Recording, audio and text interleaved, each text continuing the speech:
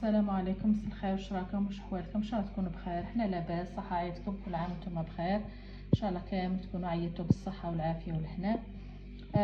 اليوم راح نشارككم وصفه اللحم محمر في الكوكوط. ها وين ما تضيفي له حتى اضافه، اللحم وملح فقط. هذا مكان ديري اللحم تاعك. انا عندي هنا مكونجلي.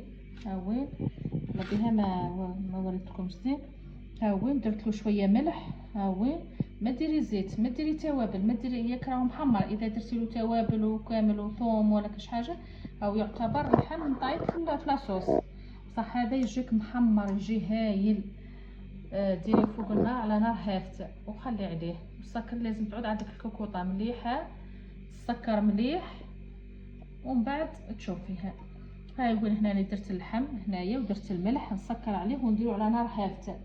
ما نقدرش نقول لكم على المده وشحال، لانه كل ما على حساب اللحم تاعك اذا كان كبير ولا صغير. كل مره نوريه لكم راني كفاه. ها نسكر عليه ونديرو على نار قليله قليله ياسر. نديرو عليه هنايا هذا اللحم يهنيك هذايا، ويجي ما شاء الله يجي روعه في البنه، يجي هايل. تحبي ديريه مع شويه بطاطا مقليه وشلاضه، تحبي ديريه مع شلاضه برك، المهم يهنيك. لا تخلط لا تكسر الراس. تسكر عليه في الكوكوطه وكل مره قلبيه كل مره قلبيه. وهذيك الهوريه وما ديروا له لا الزيت كيما شتيني، ما درت له لا الزيت لا زبده لا حتى حاجه. راه هو يطلق اليدام تاعو، كي يطلق اليدام تاعو راه يطيب فيه. ما كنسكر عليه ونديرو على نار هافته، وكل مره راني نفتح عليه وتشوفوه.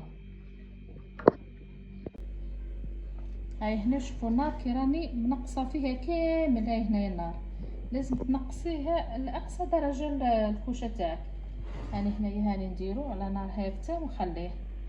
هاوين ممكن يديلي ساعه، ممكن اقل، ممكن ساعه ونص، ما نشعف. هذيك على حساب اللحم ونوعيته.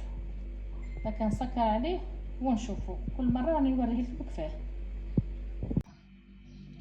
هاي هنا بعد ما عدت عليها تقريبا 20 دقيقة، هاو اللحم بدا يتفكك. شوفوا السوائل اللي طلقتها رغم اني ما درت حتى حية.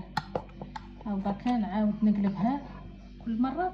تفتحوا كل 10 دقائق هاك 15 دقيقة افتحوا وقلبوا باش يتحمر لك مزيان.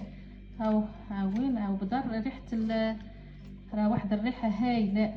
حتى وهاك راه بدا ريحة القليان تاعو تفوح. ها وين دركا نزيد نسكر عليها ونهداه يطيب. راني ما درت حتى حاجه، انا درت الملح فقط، الملح واللحم. هذا مكان. شوفوا السوائل اللي طلقتها والدسم اللي طلقوا. نسكر عليها ونعاود نهداها تطيب. كل 20 دقيقه 10 دقائق افتحي عليها كل مره وقلبي قلبي قلبي حتى يطيب لك زين.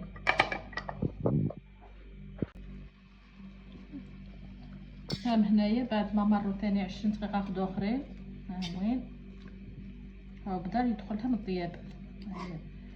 40 دقيقه هاي مرت عليهم. كل مره نقلبو كل 20 دقيقه نقلبوهم بهذا الطياب يدخلهم ويتحمروا. ميمتو راهم يتحمروا. شوفوا كميه السوائل والليدام اللي راها طلقوه. شوف هيا شوفوا كي راها بدا يطيب. وبدا يدخلوا الطياب 40 دقيقه وبدا يدخلوا الطياب. ها وين نزيدو نسكروا عليه ونخلوه يطيب.